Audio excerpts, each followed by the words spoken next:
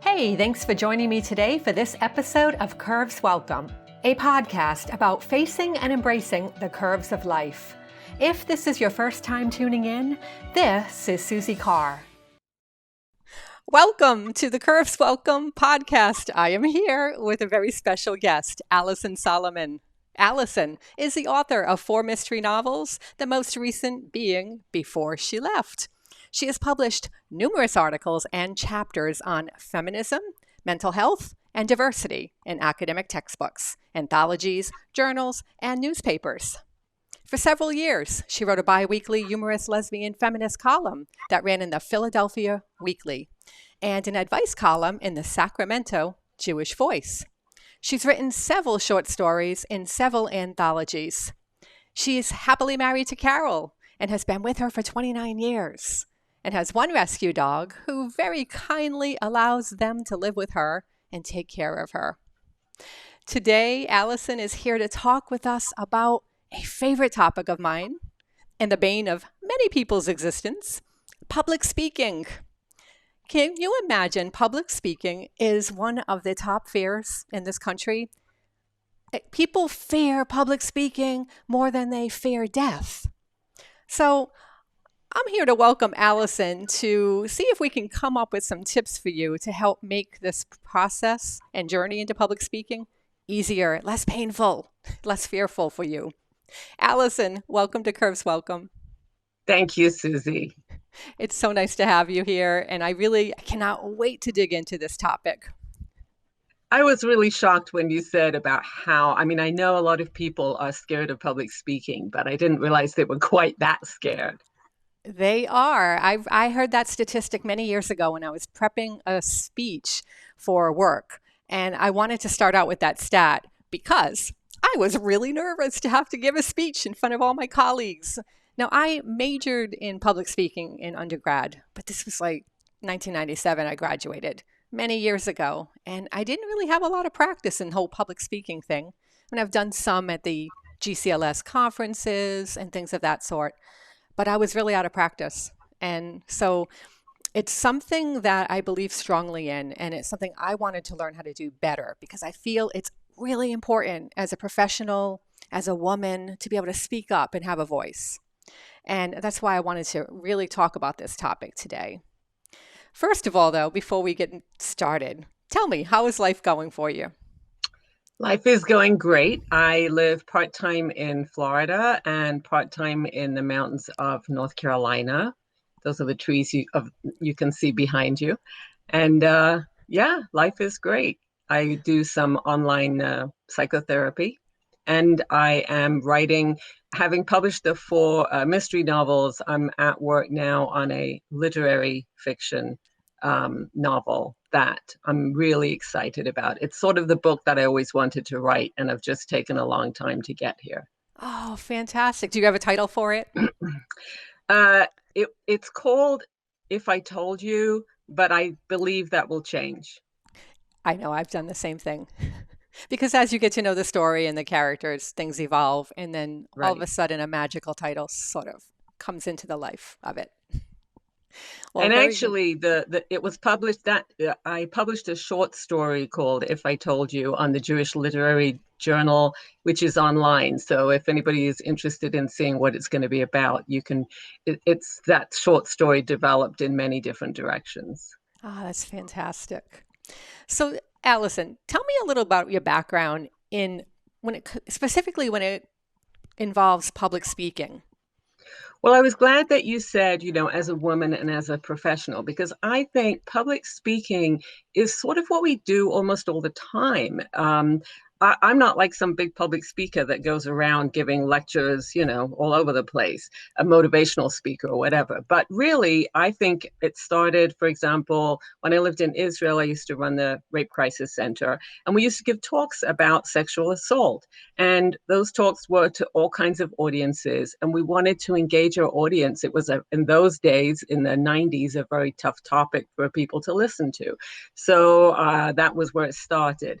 When I lived in Mexico, I worked as a rabbi, and that's definitely a form of public speaking when you give sermons, when you, engage your community.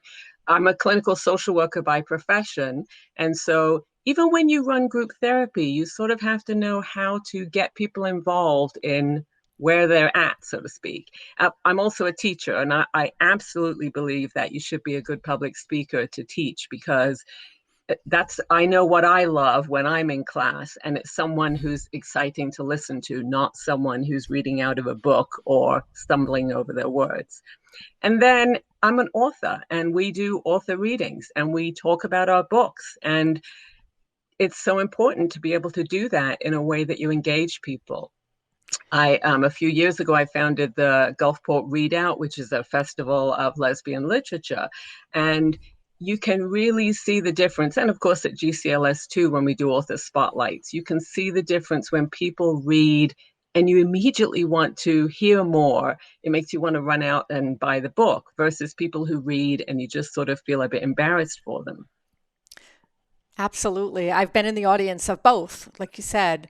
And as a student, now I'm a student in a graduate program right now, but I've been a student as well in many courses, many workshops, online, in person.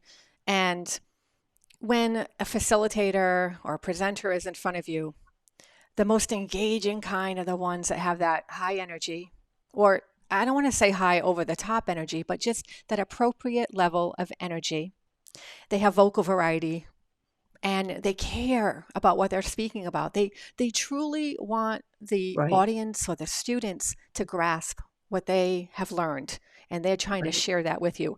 To me, that's been the most moving and provocative type of speeches I've listened to, are those that there's really an emotional appeal behind the speaker wanting so badly to share that information. You're exactly right, because that's the most important aspect, I think, of public speaking, is that you got to be passionate about what you're talking about. And if you are passionate about it, I absolutely think that's what makes it easier, because you want to get your point across. You want people to know whatever it is that you're telling them. Yeah, absolutely. Tell me, what is it that you love most about public speaking? And how has that passion or that love for public speaking empowered you as a professional in all the roles that you just told us you're involved with? First of all, I'm not sure if I would say I love public speaking, because actually, what happens for me is I don't get that nervous beforehand. I give whatever talk I'm giving, and then afterwards is when I have all these butterflies about, first of all, I think of all the things I wish I'd said or how I'd said them better, or I go through that whole process. But what I do love about public speaking is being able to influence people, being able to give them information that they never had before. Or if I'm reading from my book, entertain them or engage them. Yeah, absolutely. When I feel like you have to put a certain hat on when you're about to present. And when I don't put that hat on, when I just show up as myself and then I let the butterflies get the most of me, that's when I lose that connection with the audience because I'm so worried about myself. But when I put that hat on of wanting to learn something and then share it, then everything changes. The dynamic of the room, of the atmosphere, whether virtual or in person, changes. All of a sudden, it's not about me, the presenter. Who cares what people think about me? What I care about at that moment is, am I giving them knowledge that they can use that's useful to them? And I think it's really about knowing your audience in that situation. It's knowing who it is that you're trying to reach and tailoring what you're about to teach them or present to them, showing that you value their time and their desire to sit there and listen to you. Right. And I agree with you. But the other thing I would caution people is, I think sometimes when you say put on that hat, they think, oh, I've suddenly got to sound like a professional and use big words and come across as an authority. And that's the part where I would say we do have to be our authentic selves. And we do. That's one of the things I've often been told is, oh, it's easy to listen to you because I feel like you're just chatting with me. So I've never tried to be that kind of speaker who, is larger than life, because that's not who I am. That is really powerful and great advice. And I'm glad that you made that distinction because I do agree. I do agree with you. I think where I was coming from with the hat was more so realizing your reason, your why for being up there presenting to people, instead of not having that hat on and not knowing your why and just being a bundle of nerves. Think Right, about that hat really is what is the point? And then right, being your true self, authentic. I am with you 1,000,000% over that you have to be authentic, or else people are just gonna know it's not you up there. It's not you're trying to act, you're trying too much, trying too hard. Just show right. up, be yourself, and just do what you genuinely care about. Yeah. Why do you feel people fear public speaking so much? I think there's a lot of different reasons. I think, first of all, first of all, people, for example, who are not entirely fluent in a language or have an accent feel like, oh, nobody wants to hear me, or they're going to laugh at me, or they're not going to understand what I have to say. And that is so not true. When I was at the Rape Crisis Center, that's now I'm in the States. But anyway, when I was at the one in Sacramento, one of my counselors who was responsible for giving talks about sexual assault was Vietnamese, and she had a very strong accent. And she said, I feel as if people, they sort of can't hear what I have to say. And I said, just start out by telling them, as you may have noticed, I'm Vietnamese and I have an accent. If you don't understand something I say, please ask me to repeat it. I won't be offended. And it was partly about her relaxing herself, and it was partly about her relaxing her audience so that they knew if there was a word that they didn't catch, they could ask her to repeat it. And I think that that's a lot of times what happens for people is they think they've got to be perfect. And so they think if I've got any flaws, and actually the thing about accents is that people love them. I have this bizarre accent because I grew up in England, and it doesn't come out that often. But people will forgive a lot if they like your accent. And when I lived in Mexico, for example, my Spanish was hopeless, but I still did, people enjoy listening to someone who speaks Spanish badly. And when I was in Israel, I did a radio show in Hebrew for an hour. And I know I made mistakes, but it, the topic I was talking about, which was reproductive technologies, and it was a very interesting topic. I was so passionate about it. I didn't care what mistakes I made. And afterwards, the woman who hosted the show, who was a very well-known, broadcast journalist, said to me, that was one of the most interesting topics I've ever had on my show. She didn't berate me for the fact that my grammar was hopeless. So first of all, I think that people have to get over this thing of if I can't do it perfectly, I shouldn't do it at all. And I think the other thing that people are really scared about is what we talked about earlier. They don't believe that what they have to say is important enough, and that people don't care about what they're going to talk about. Yeah. Wow, you just brought up some really amazing points. First of all, I have a funny accent and I get called out on it all the time. At first, I used to be very self-conscious that I have this accent and it's a blend. It sounds like New York, Boston, and Rhode Island. It's Rhode Island, but it's also part Maryland because I've been here for 18 years now. And I've always tried to get rid of it because people would always, where are you from? Oh, you must be from Rhode Island. And I always took that as to be a bad thing. So I was very self conscious for a long time about that. And then one day I realized, wait a minute, this is who I am. And it's how I speak. And I've had people then, once I've embraced that, I've had people say to me, no, I love your accent. Don't get rid of it. Why would you want to get rid of it?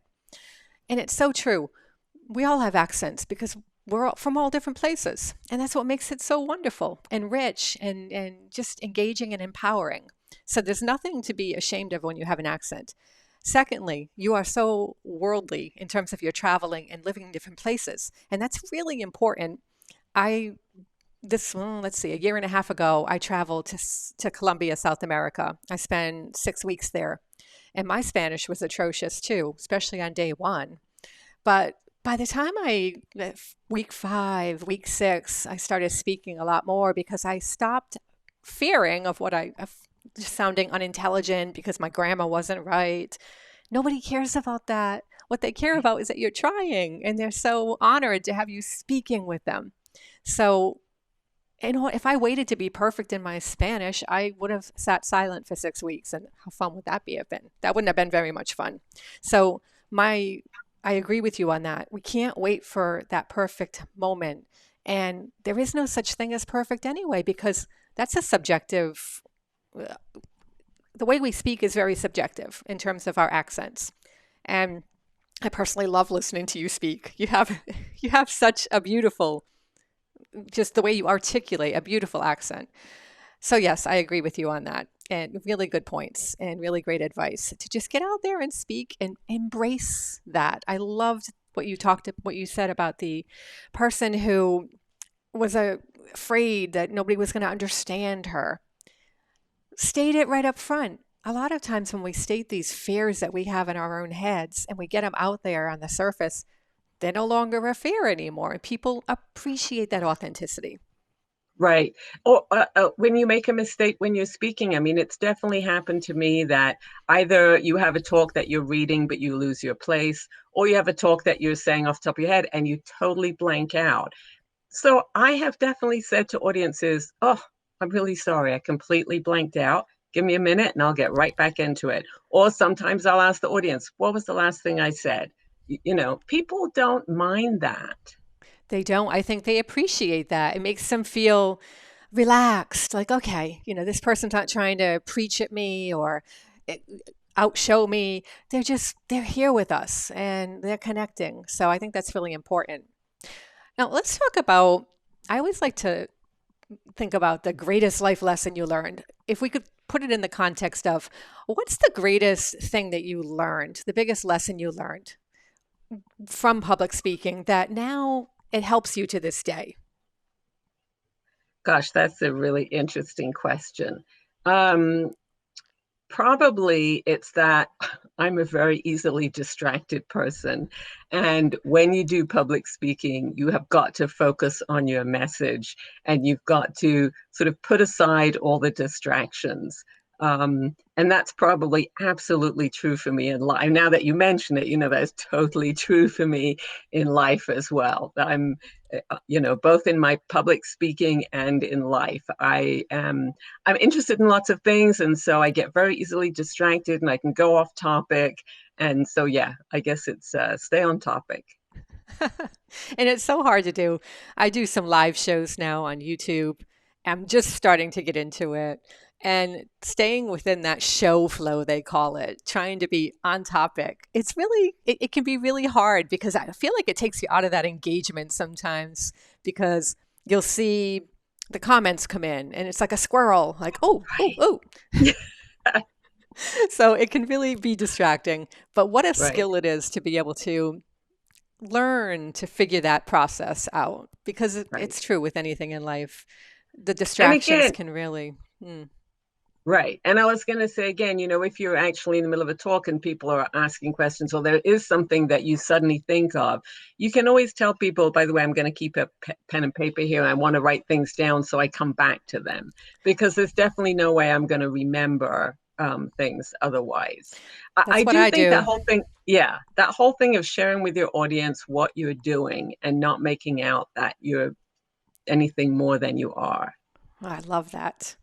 And I was going to say, along with the distraction, I know I've often been told I talk too quickly.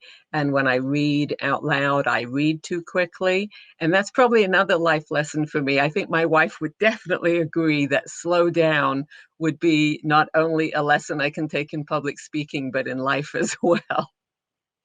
Wow, yeah, that's so true. I have learned that myself because mainly from listening and I do video production and I can hear myself.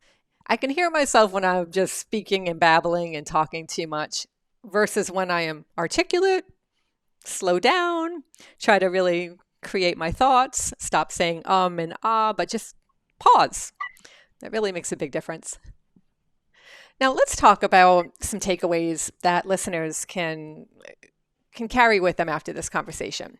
If somebody is out there and they know they have to present or do some public speaking and they're freaking out about it, what are some tips that you can share with them so that they can be more relaxed and effective. And you have already shared some really great tips. Do you have any additional ones that you feel would be Well, helpful?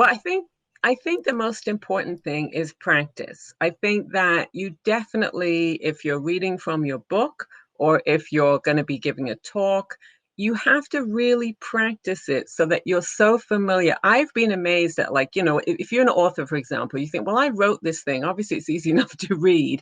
But then you start reading it and you discover, actually, it's not as easy as I thought. And I forgot that I wanted to make the emphasis on this part, not that part. And so, as an author, it's very important to take your material and mark it up and tell yourself where you want to put your emphases and all that. And as a speaker, it's the same thing. You want to give your talk enough times. I know a lot of people say practice in front of a mirror. I guess I don't think that part is important. And maybe that's also because I'm not visually someone that I don't tend to notice a lot of visual stimuli anyway. But I do think practicing saying the words, I mean, that was something I definitely had to do when I'm talking in foreign languages. I definitely had to sort of say certain words over and over until I could really be comfortable with them in my mouth.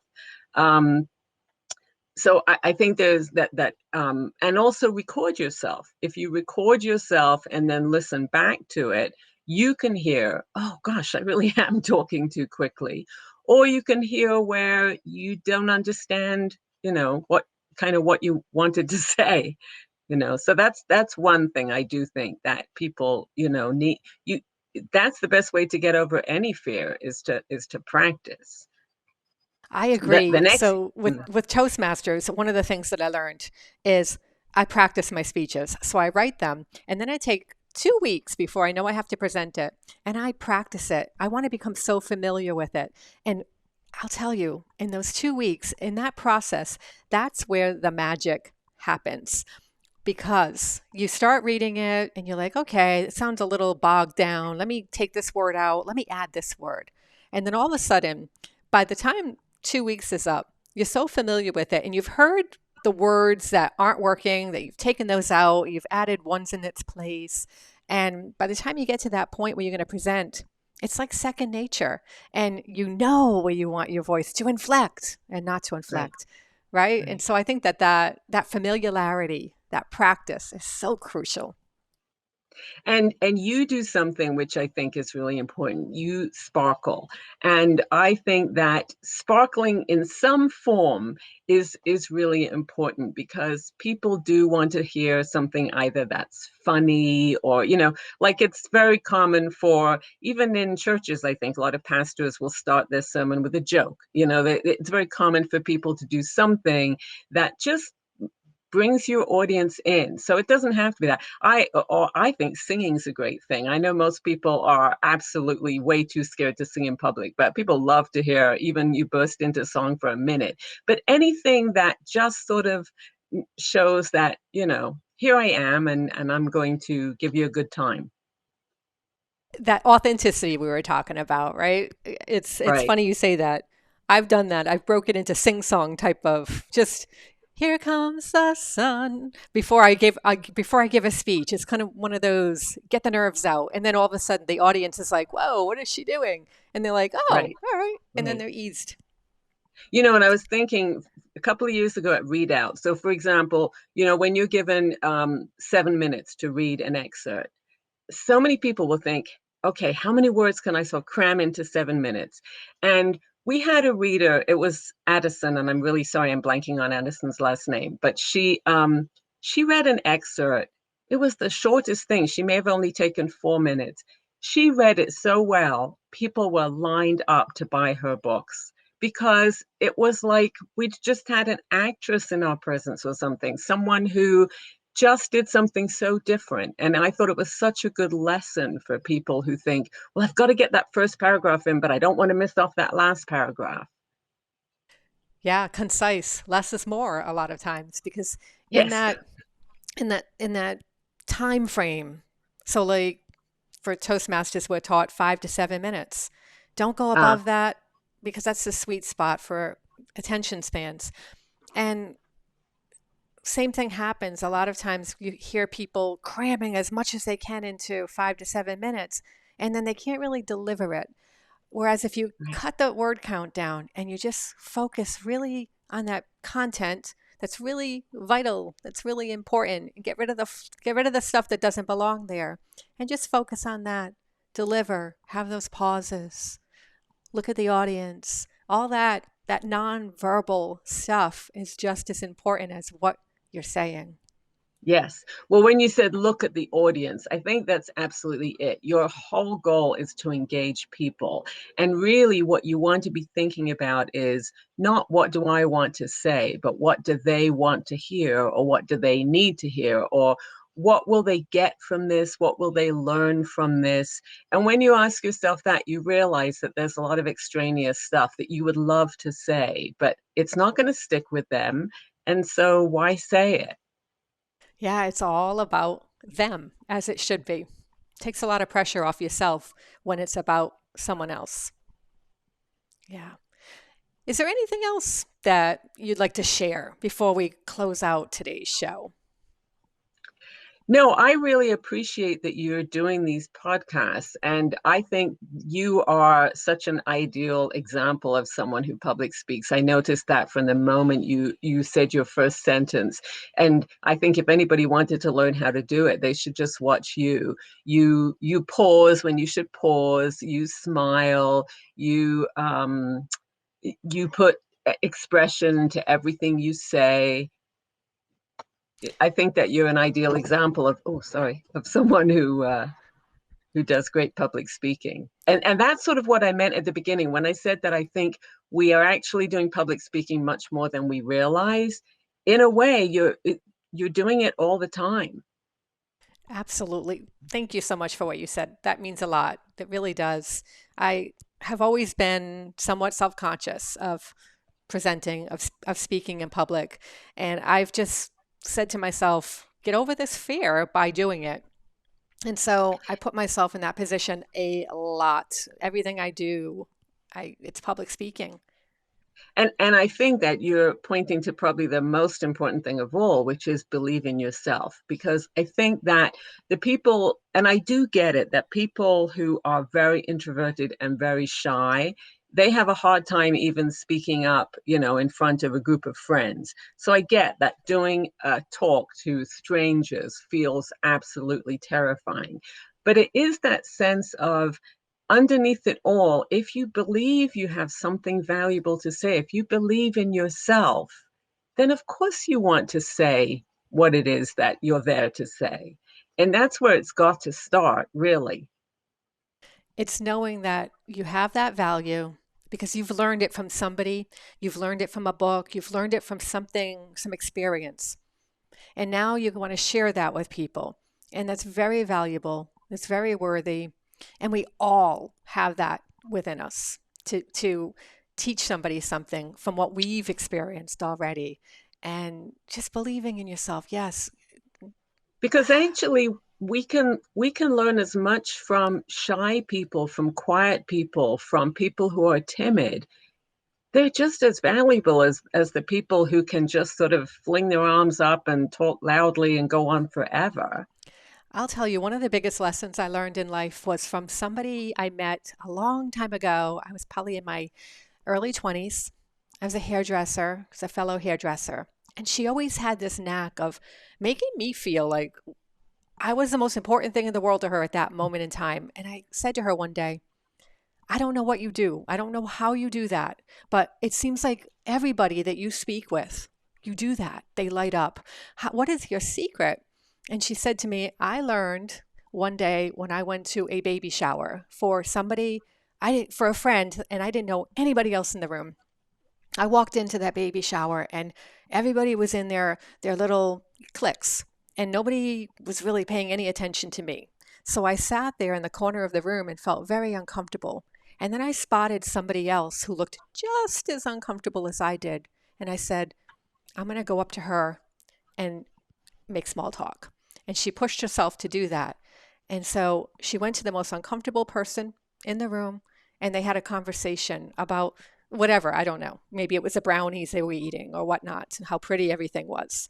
And all of a sudden, she said, that person opened up. We had a wonderful conversation. And then another person gravitated because we were laughing about something. They joined in, then another person. And before you know it, that's how you network your way around a room, is take it one person at a time and make it your goal to make that person feel comfortable. That was the best advice I ever got, because now when I find myself in a situation like that where I am entering a room and I don't know anybody, that is my goal. Find somebody who looks uncomfortable and make them feel valued and comfortable. And that really works for big crowds, small crowds, one-on-one. It's a way to break out of that introverted shell, because I believe it or not, I used to be a very shy person. And this is what helped me to kind of break out of that shyness and start to embrace the world and the people in it. And that's how you make a difference in this world, is to make people feel valued. Right. Yeah. Alison, how can people connect with you best? I have a website. My middle initial is R, and my website is Alison R Solomon, and Alison is spelled with one L.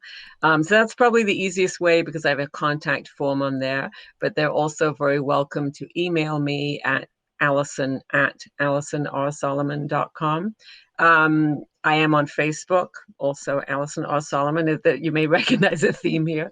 I am on Twitter and Instagram, although I am one of those people that I'm not terribly comfortable with either of those platforms, and I don't use them nearly as much as I should.